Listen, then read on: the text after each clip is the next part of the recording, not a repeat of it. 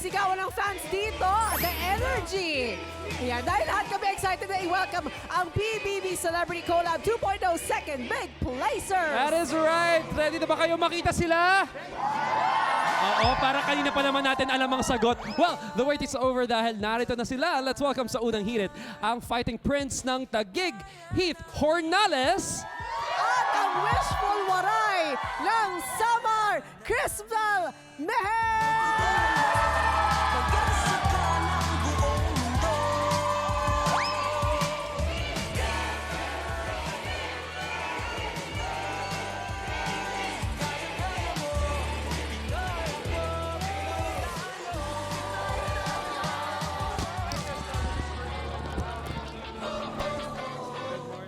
Thank you. Good morning. Hello. Ang dami nilang fans, grabe. Nag-uumapaw Okay, ang support and love for the two of them. Tsaka Good morning sa nakakatuwa inyo. na sila mismo tumitigil talaga morning para i-acknowledge po. ang fans nila because they've done so much for both of you, no? Especially Yeah. now that you're out. At magko-continue yan habang Yes. nandito sa labas. Pero wait, pabatiin mo natin kayo ng hello sa ating mga fans na nanonood this morning. Nagumising na maaga para sa inyo. Good morning po mga kapuso. Morning po, mga kapuso! What's up? Kamustahin natin sila. Kamusta ang pagising ng maaga para makita ang inyong fans at to be here sa unang hirit? Of course, very, very excited po to be with my fans and to see them. Maraming salamat for coming, guys. Thank you. Ako naman po, simple with Crystal, I'm super excited at napakasaya po at natutuwa po ako seeing all my fans here po.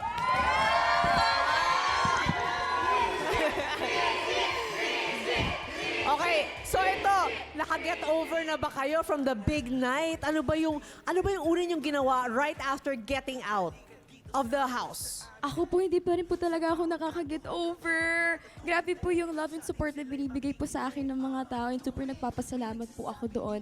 And I think yung una ko pong ginawa after ko pong i-hug yung family ko at makipag-usap sa kanila was to scroll on social media. Na-miss mo ba? Yes, How I much missed did you it miss so it? So much. eh. How about you, Heath? Ako naman po yung first po na ginawa ko po other than to talk to my family and friends.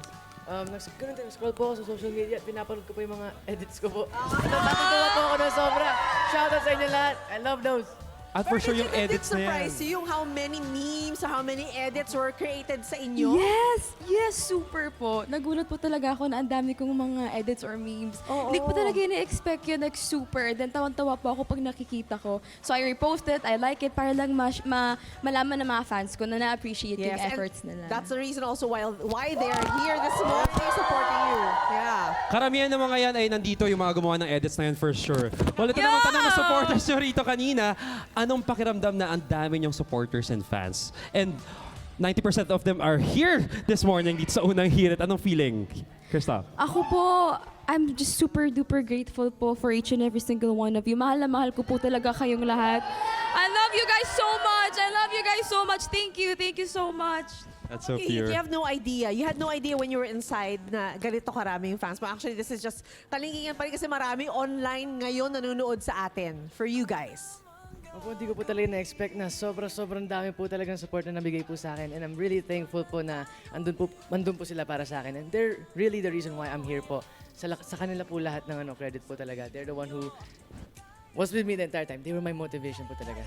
Ang lifeblood talaga ng mga artista is actually the fans. fans, Sila talaga. truly. At eto pa ang gusto nilang malaman, syempre, ano o sino ang pinaka-na-miss nyo sa bahay ni Kuya? Let's tease them. Let's start with you, Crystal. Ako po siguro po si Kuya. Si Kuya talaga yung namimiss ko sa bahay. Sa bahay niya. Tsaka of course yung housemates. Yun.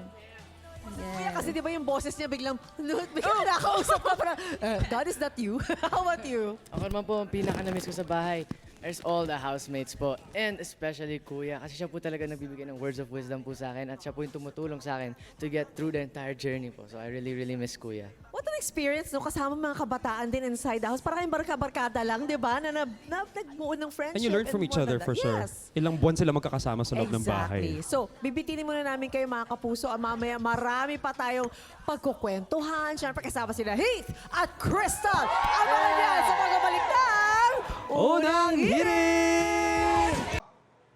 Ika ikaw, hindi ka pa nakasubscribe sa GMA Public Affairs YouTube channel? Bakit? Mag-subscribe ka na, dali na, para laging una ka sa mga latest kwento at balita. I-follow mo na rin ang official social media pages ng Unang Hirit. Salamat, Kapuso.